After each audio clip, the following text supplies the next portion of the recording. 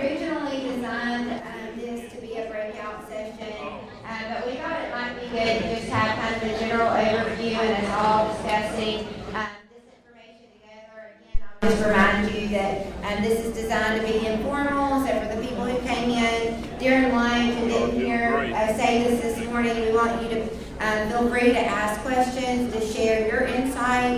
You guys are actually the experts, and so we definitely want to learn from you guys as well. So for this session, we're going to talk about certain community resources. Yeah, I don't think we're ready to go yet. Hey, if everybody can come and sit down, we'll get started. You gave them some food, now they're really proud. This is a wild crowd. It's because it's the safari. They're all on the adventure safari. Use my classroom voice. Hey, listen up. All right, if everybody will sit down, we'll get started. All right, good deal. Okay, so we got Ginny Rediker. You guys heard her a little bit earlier. She is in charge of the Teen Transition Program at Alabama Department of Rehab Services, specifically CRS. And so she's going to talk through some of the aspects of the different community resources within the STEP clinic. It's really great because she's able to come in and give all of these resources to all of our patients at STEP clinic. And then we've also got Katie Dumas here that is, did I say that right? Okay, perfect. Who's a manager of employment services here at United Ability. And so she's going to share some of her insight with how to get different resources. And then Dr. Graham Sisson, who's the executive director and deputy attorney general in the governor's office on disability. And I recently was able to hear a video that he put together, and he is like a wealth of knowledge I think I could sit and listen to all day and still learn something new throughout the day, so I'm excited that he's here. And then I can talk a little bit about the ITP model or the Individualized Transition Plan if we can have time to get to that. But again, we want to be able to, most importantly, answer all of your questions. So we'll start with Ginny. So hey everybody, so I'm a transition social worker through CRS, and I have spent the last 8 years of my professional career just learning what you're going to see up on these slides. It has taken me probably that long to put the pieces of transition together because it is, well, one, it's so individualized, and it is such a complex system. It is not, when we all get first, our children get first diagnosed, you have this really intense period. You're finding your providers, you're finding your team, you're connecting to school systems, you're connecting to early intervention, you're making all these connections. You're constantly going, being challenged to develop the initial start plan for your child. Unfortunately, that same intensity does occur again, and it occurs again at transition because it's once again, you as the parent, your child as the individual, you have to put your pieces together. Our state system is not designed where you can come in to the system and have a one-stop shop for everything you're going to need. And so that's really what my job is as a CRS social worker, is to help you all pull your pieces together, create your own adventure, and make sure that your transition matches what your child needs. So next slide. So when we talk about children with medical complexity, that's what really this is about. We're really talking about 1% of children. And to me, this 1% of children is the 1% that's getting left out a lot when we talk about things like everybody's going to go to college, everyone's going to do this, everyone's going to work, everyone's going to do. We have to remember our 1% too, and we have to treat them exactly the same way as we would treat every other young person who's transitioning. And so I want to help give you some resources that you're going to need to create that plan of success as your young adult moves into adulthood. So this is a scary word. Transition scares us. I think it scares us when we think about it in every aspect because it really means change. And it means all the people that we've had that have been our partners, some of them are going to have to say goodbye, and it's going to be time to make new ones, and that's scary for all of us. So a lot of times when I talk to my families, I think they get a little nervous. You know, oh God, she's calling again, and we're going to have to talk about this really, really difficult subject. But I want be able to be that resource to families so that it isn't so scary. And that's what Step Clinic has been so beautiful about, is that we can actually be together for that transition, and so it doesn't have to be such a scary word. When we think about transition, we're not just talking about medical, we're not just talking about education, we're talking about a full life. And so we really do have to keep in mind the whole picture of what it is to transition. We can handle it, we can do it, it's gonna be fine. It just means we have to think a little harder, plan a little bit more, and maybe start a little earlier than we really want to.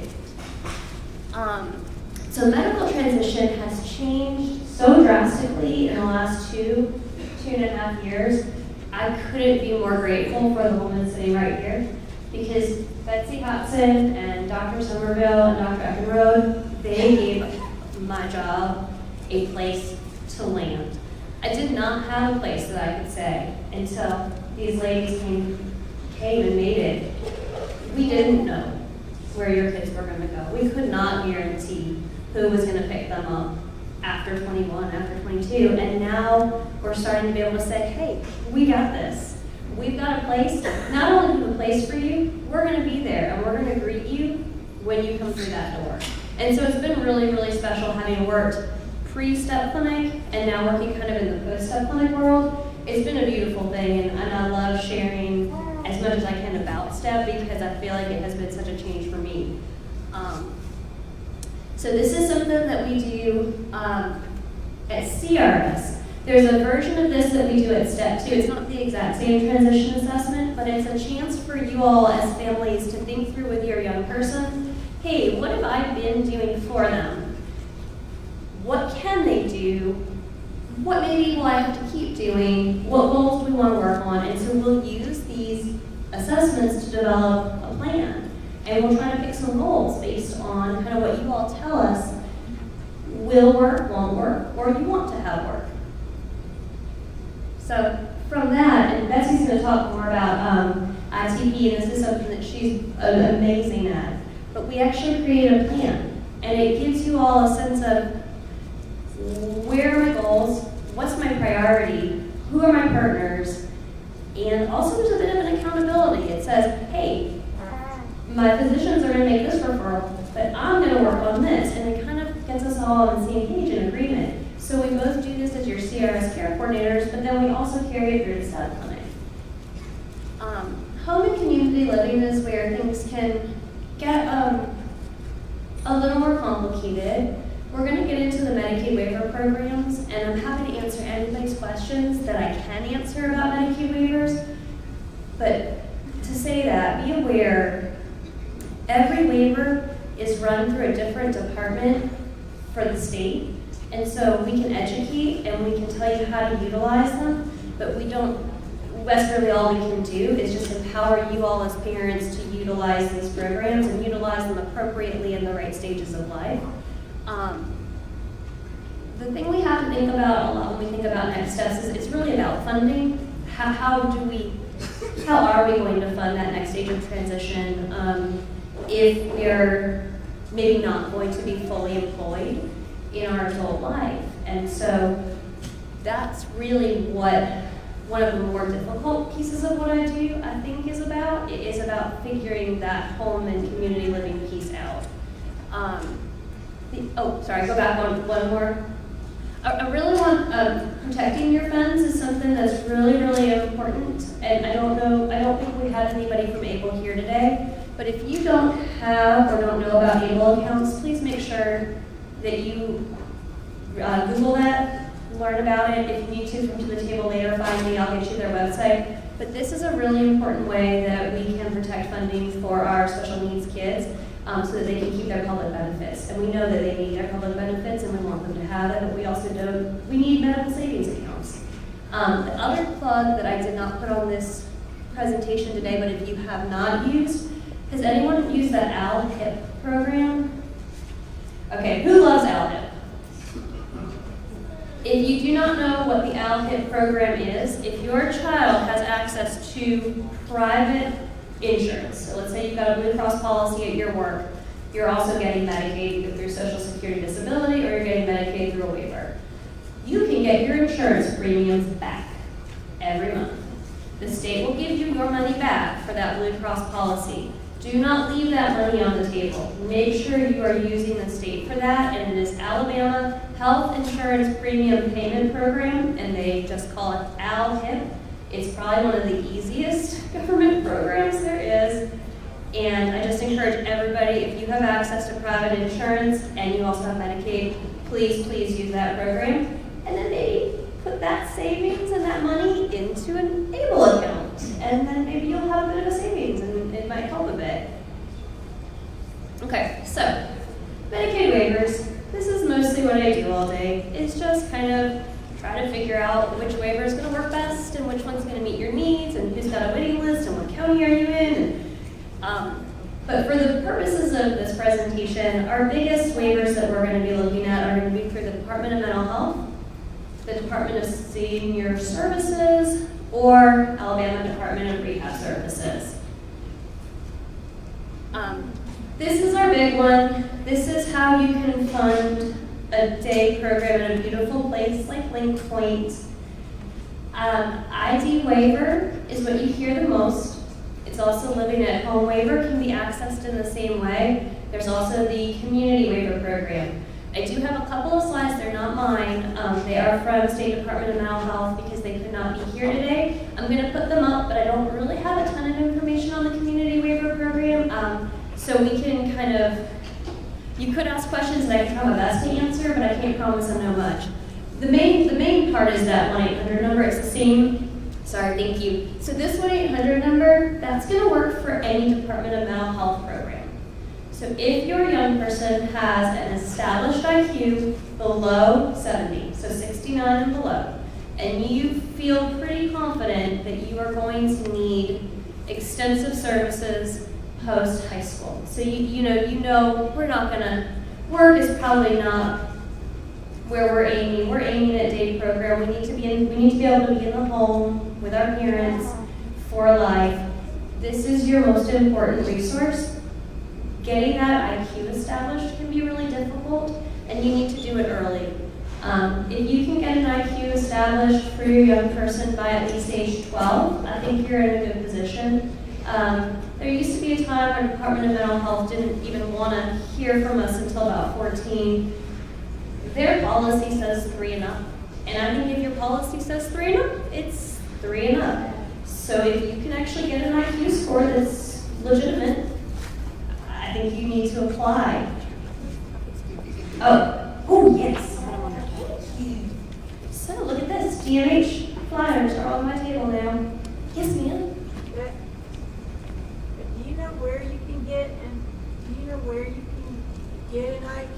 Because I've just recently gone through this with my daughter who's going to be 39, and I just happened to find something from the 6th grade that was her evaluation, but there was not an IQ number on it. And the school comes and does it, and then so they told me, well, they don't have to, the school system. And then I got a rejection letter because they said she's not disabled. If anyone wants to talk to my daughter, I mean, it's like, it's crazy what, and I call like neuropsychologists that do neuropsych testing. We're not going to test somebody to do an IQ test that doesn't talk. And it's a perfect dilemma. So, can everybody hear what she was saying? Because I feel like she beautifully illustrates what I find to be the most heartbreaking and difficult part of my day-to-day job. And I think as parents, probably the thing that makes y'all the craziest is exactly what Jill just articulated. How do you get an IQ on somebody when a neuropsychologist says, I can't standardize them to testing? And what do you do when a department says, we won't take an IQ that a neuropsychologist says hasn't been able to condition the testing?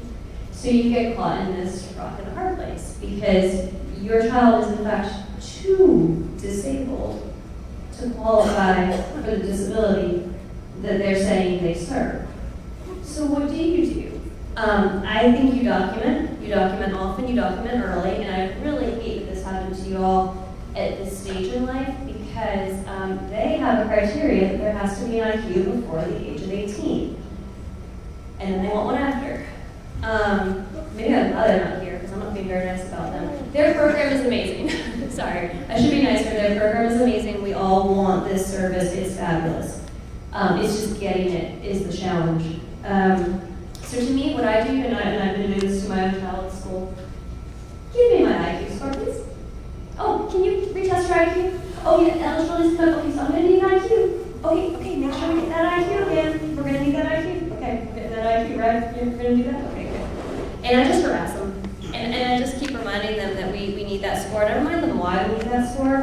And I do the same with every school system I work in. So I work in Jefferson and Shelby County. Anytime anybody will let me into their special ed classroom, I'm basically like, hey, just so you know, make sure you get your IQs, talk to your psychometrist.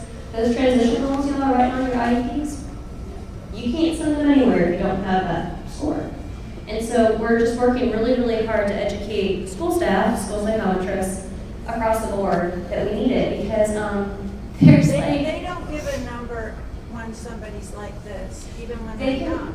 So they can, you can actually average out to a 40.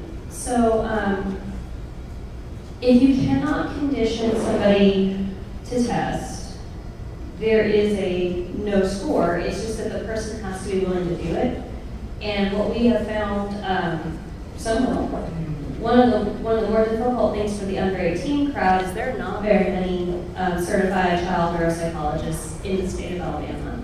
So, it's just about getting things early, getting things really in your head across different areas of your child's care. So like using the school system, but also maybe getting a private something done, and also having documentation throughout their medical record and their school record, because you can actually fight up to the top of the Department of Mental Health and get them to look at a full and complete record of your child. It takes a lot of tenacity, and actually that's when you may get with our friends over at ADAP and see if they can help you work through the process. And that's always my last dish for any situation is if I've really run up against an absolute wall and barrier, ADAP is my go-to, because at a certain point, we all can only do so much and we have to bring the attorneys in. And that's why we let ADAP, because they know things in a way that I'm a social worker. I didn't go to law school. I can give you some phone numbers and hope resources work, but when they don't, we need to go to the attorneys. But I guess I just really feel like the most that I can do for y'all here is just say, educate, start early, and remember. Oh, yes, Nancy? Do we need to have the school test their IQ every time they come up for No. Or if we just get one score and it's in the range, we're good. We're good. Yeah, so could y'all hear what she was asking? Okay, so she was asking, do you need multiple IQs? You do not. An IQ is supposed to be a static score, meaning that it does not change. Now that being said, DMH will send you back for a second IQ after 18. But you don't need to make your school system re-eval for IQ. If you get a one-time score, that is supposed to be sufficient to determine eligibility. We can go to the next one because I want to kind of hit on what Byron. So same criteria to get services. Same, gotta get that IQ score. Same thing. This is this new pilot program we're working on, and I think he has the counties that are affected. But these are the services that they're going to be providing, and kind of the mission statement behind the changes. So it's really about person and community, and we're just kind of watching the rollout, and so we don't really know a ton yet about how it's going to truly play out. But it looks like this is sort of the direction that DMH is going to be going, and so we want to be really mindful that we're trying to move away from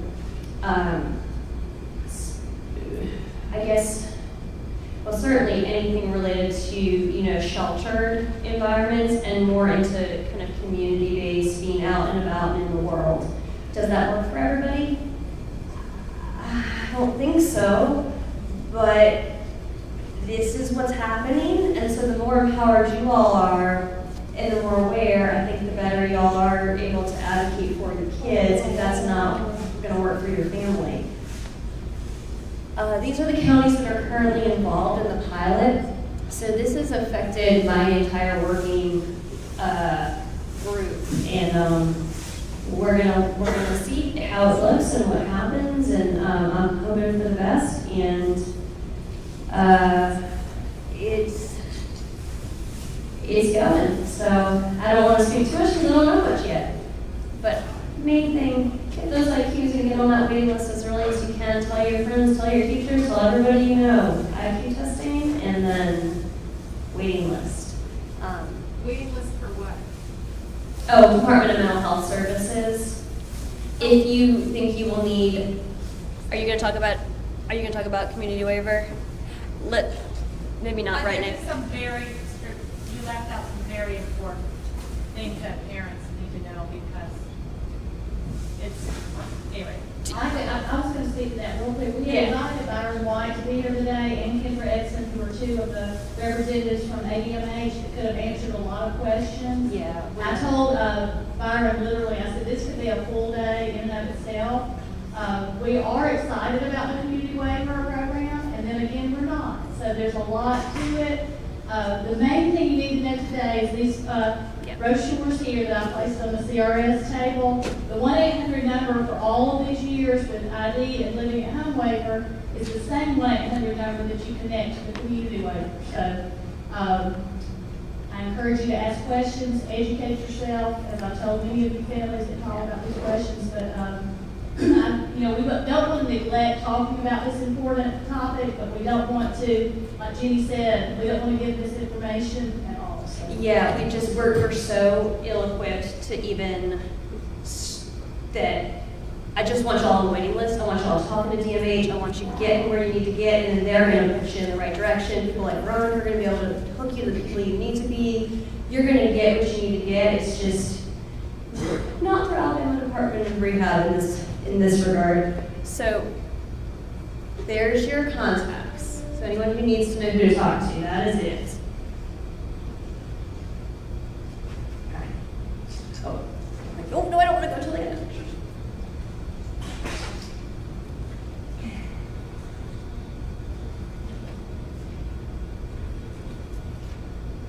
Are we good?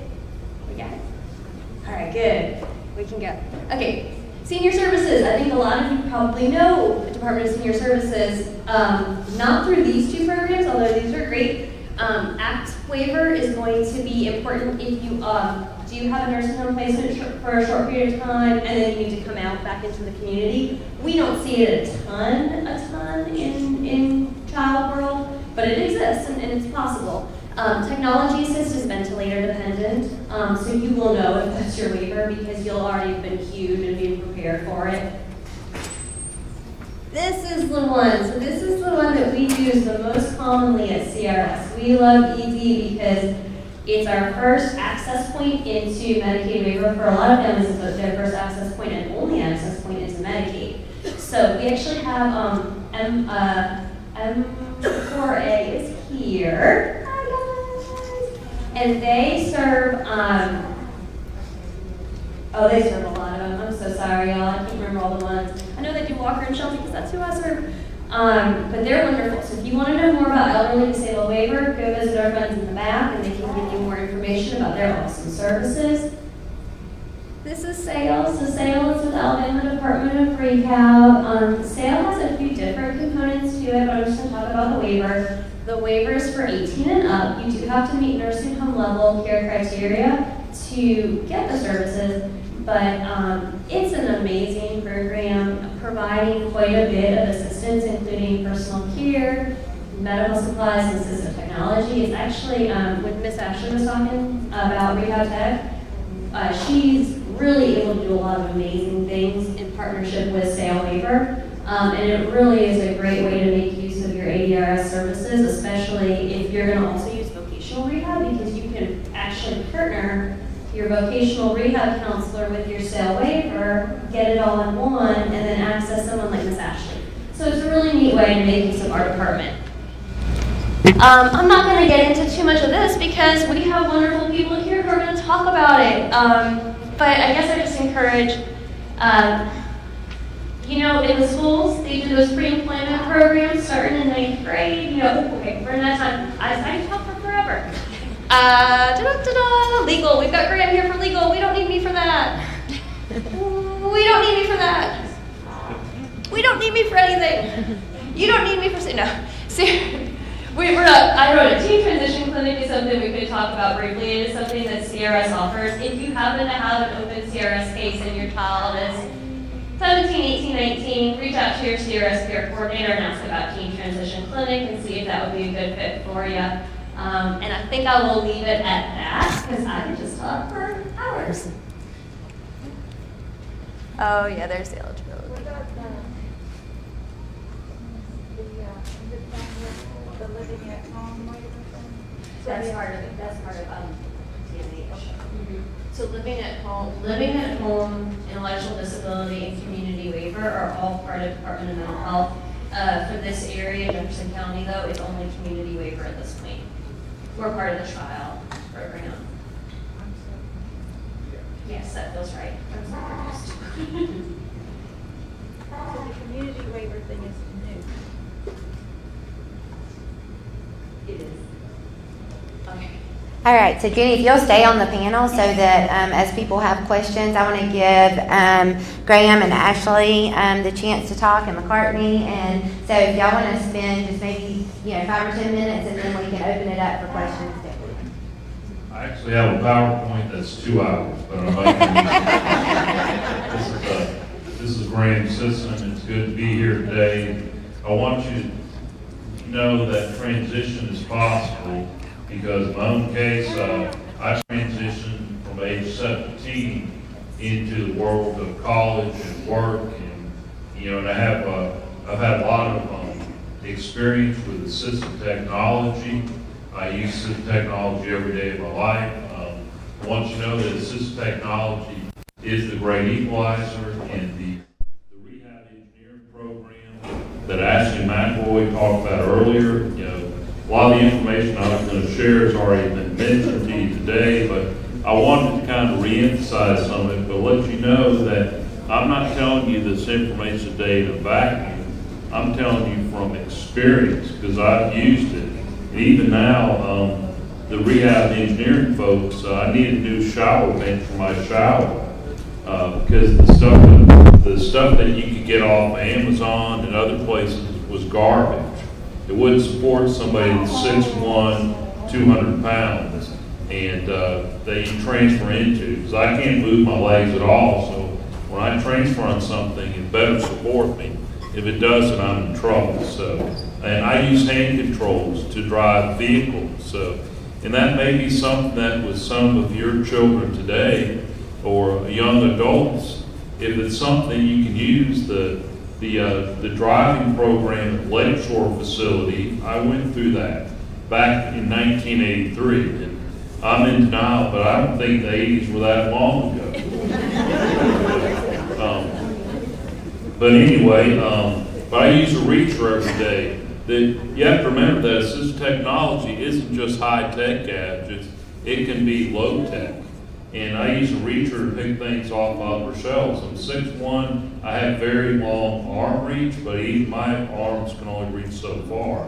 And you've already heard about vocational rehabilitation, 20 offices around the state, CRSs all over the state. They work hand in hand, but I was a VR client back in 1983, and VR paid for my physical restoration because I was injured at age 17 by a drunk driver, hit the car I was riding in head on. I had full college scholarships, and I lost everything because my college scholarships to the United States Military Academy were based on physical ability, and I lost that qualification, so I had to start over again. But a VR paid for my 4 years of college undergraduate. And again, it's a case-by-case basis. They develop an individualized plan for employment that's tailored to the individual needs of the individual. So that's something to think about. Other things, You know, you've already heard about AppTech, you know, access potential through assistive technology, the lending library. I mean, unfortunately, we know as people with disabilities and family members how expensive assistive technology. It's ridiculous. I mean, you're telling me that wheelchair that's just metal and some bicycle tires cost $5,000?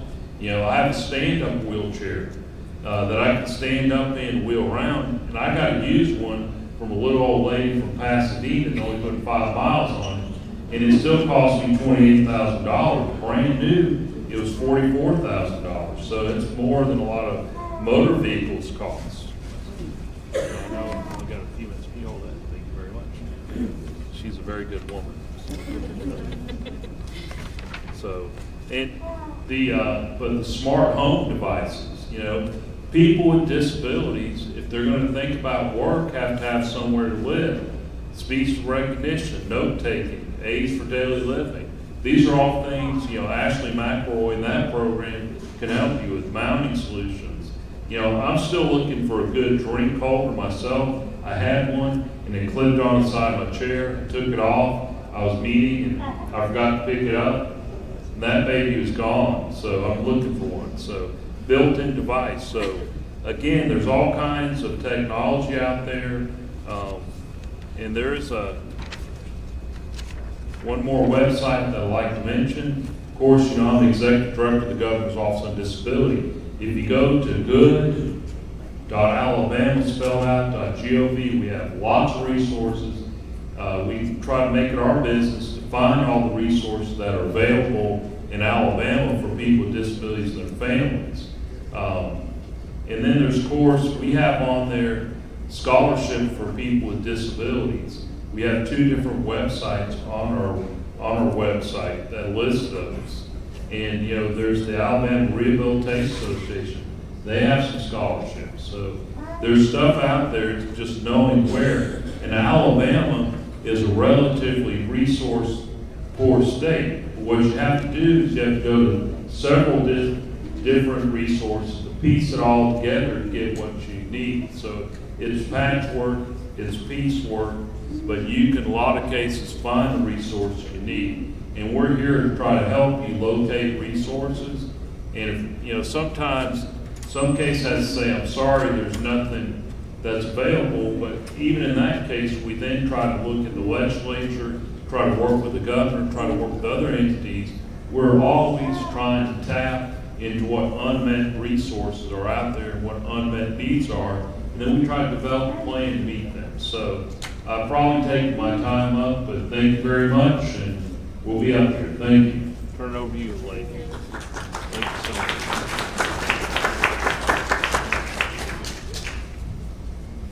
Hey, I'm Katie Dumas. I'm the Director of Employment Services here at United Ability. And I have a PowerPoint, but I'm really just going to talk about the services that we provide here at Employment Services. And also there are other community providers here. We Inc. is here and Full Life Ahead. There's several in your community that provide very similar services to what we provide. So if we can't meet those needs, other individuals can. But our first service that we provide, we do transition services. So you've probably heard pre-employment skills training today. We do a program, a work-based learning program called GROW. We have a Summer Jets program that starts in June. And then we support Project Search as well as supported employment and career services. All of our services are funded by the Alabama Department of Rehab Services. So if you have a student or an adult that is interested in these services, your first step is to get connected with ADRS and let their VR counselor know what services you're interested in, and then from there they send the referral and we can start working with you. So our transition services, what we do is we go into the classrooms and we teach pre-employment skills. So the goal is that we want all of the students that we talk to be ready to go into a job or into some sort of post-secondary education after high school.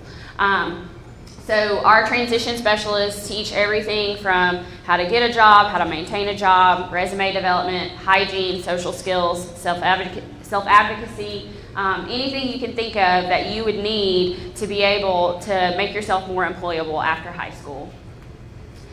We also do a summer JETS program. So that program is where students work 6 weeks in the summer.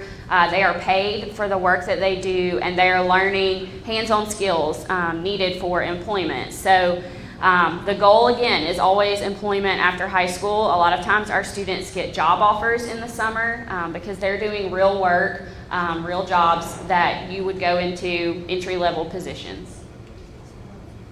Our GROW program is an unpaid work-based learning program that runs throughout the school year.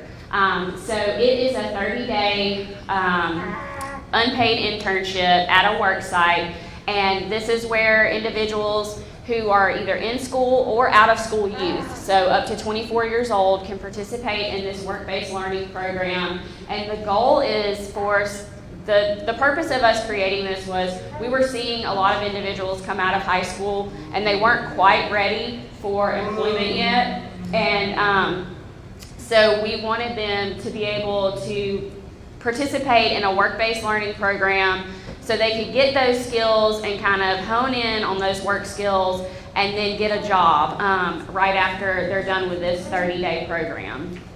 And then once they finish high school, they can do the GROW program. We offer employment services. So Milestones and Career Services, we offer job coaching on site once an individual is placed into competitive employment. We stay with our clients for the life of the job. So even after job coaching has faded out, we still check in once a month. And it doesn't matter if you have been working there 5 months or 20 years, you're still going to hear from us once a month for the life of that job. And if something happens to where an individual needs more job coaching, we send someone out immediately to try to help retain that position, because that's what it's all about. And then that's all I have. So does anybody have any questions?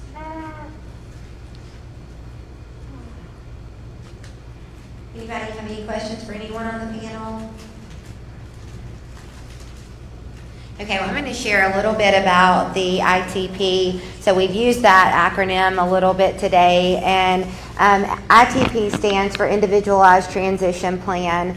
That's what we're using in the STEP program to become the framework for how someone transitions. And it's also now the piece that I'm taking into the pediatric clinics and saying, let's start this earlier and begin discussing and getting these plans in place before someone actually leaves the pediatric setting. But the ITP is comprised of 5 goals.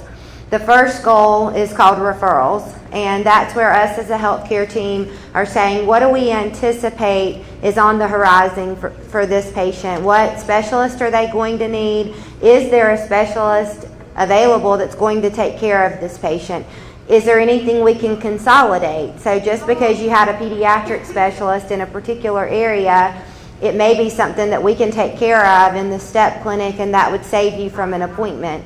Is there somebody we can find to come to clinic with us so that it saves you a trip? And so in that referral goal, we're really looking at how we can make sure any specialist needs that our patients have are being met, and that we're reducing any duplication of services. The second goal is either advanced care planning or kind of a career education piece. And so what we're really talking to each individual patient about is, you know, what does the next chapter of life look like? What support can we put in place? How can we have ADRS come in and partner with things like both rehab, with rehab engineering, what services are needed, and then what does things look like as far as guardianship, and if you began having those discussions. So we try to introduce that in that second goal. The third goal comes directly off of the assessment, and so Ginny talked about the assessments that we're doing in clinic. So we are either doing a TRAC, which stands for Transition Readiness Assessment Questionnaire, or we're doing a ZBI, which stands for a Zaret Burden Index.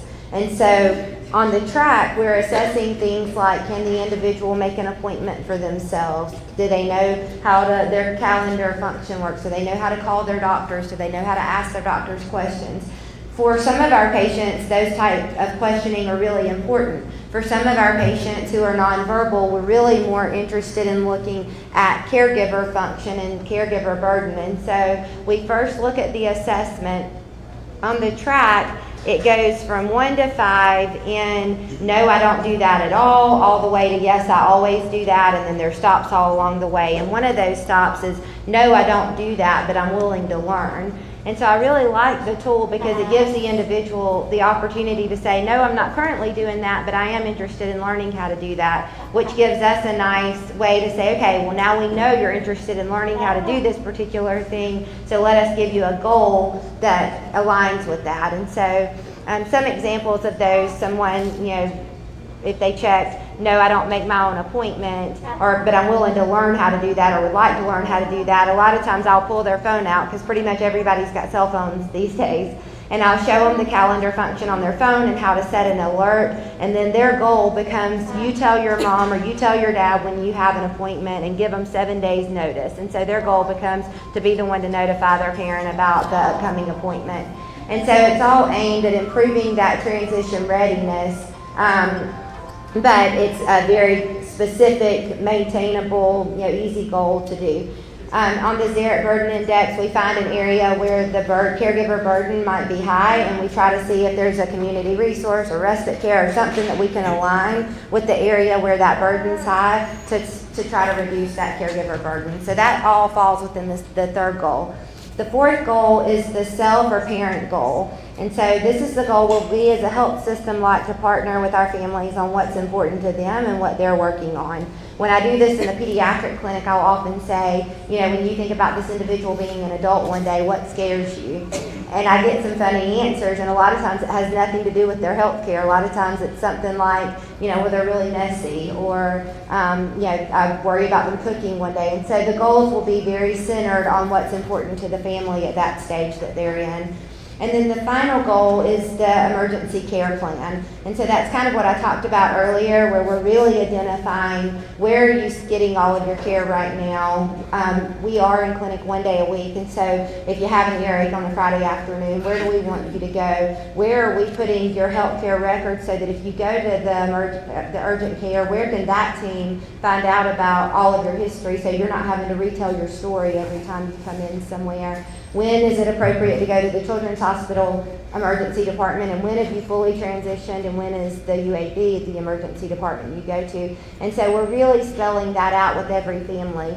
We are not doing a one-size-fits-all transition. We're doing a very individualized transition plan for exactly where that family is. And it's really important to me. I've spent the last 22 years in pediatric health care. And so it's really important to me that a family never feel like Children's Hospital's kicking them out. We want it to be that we put a quality plan in place for adult care, and that there's a smooth transition from pediatric all the way through to adult care. When I worked with the hospitals to write a transition policy, the way that I wrote it is that we want families to be able to expect to receive equal or better care to the care that they've gotten all the way through. And so that's really important, and I think it's part of the success is that we have built it around MedPeds, so that we're doing it with physicians who are licensed in both pediatric and adult medicine, and so they understand the diagnoses that came in childhood, but then they also understand what's coming in adult medicine as well. And so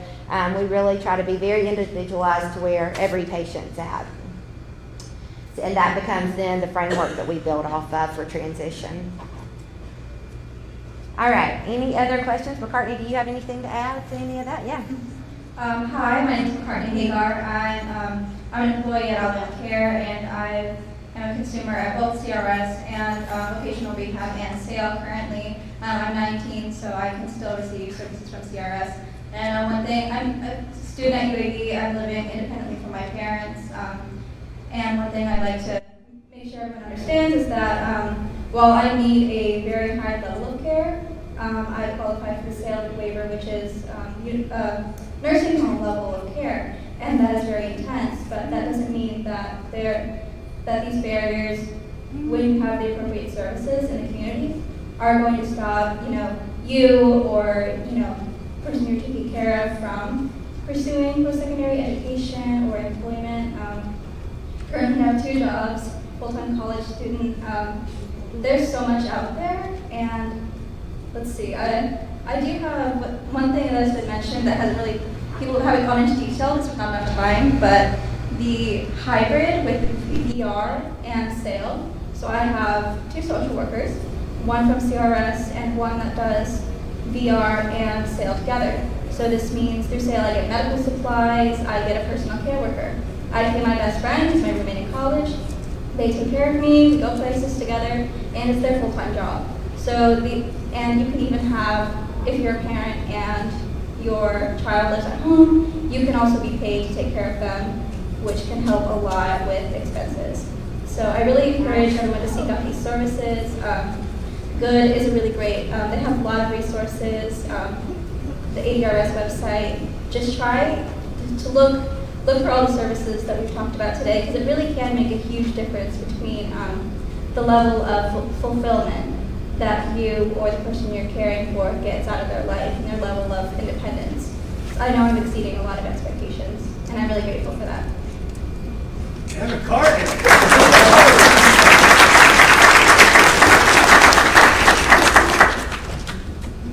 All right, any questions for the panel?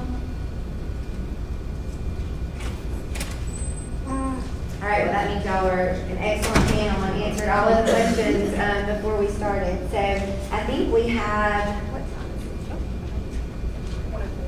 it? 1:04, okay. So our next session is going to start at 1:15, and so we have about a 10-minute break if y'all want to run to the bathroom, and we will get started right back at 1:15.